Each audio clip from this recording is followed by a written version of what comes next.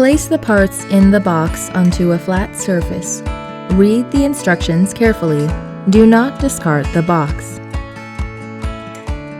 On the back of the box, locate the tube holder and push tube through outlined hole.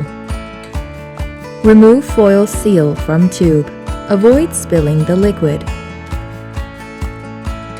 Open the swab pouch on the opposite end of the swab tip by peeling back the pouch cover. Hold the plastic stick end and remove swab. Be careful not to touch the tip of the swab. Carefully insert the swab tip into the nostril. Rub the inside of both nostrils in a complete circle about 3 times.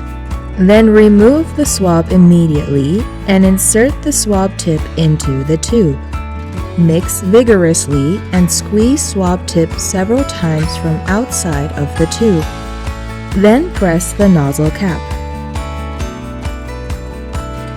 Open the test device pouch and place test cassette on a flat surface. Hold the tube above the cassette. Gently squeeze 3 drops of solution into the sample well labeled S.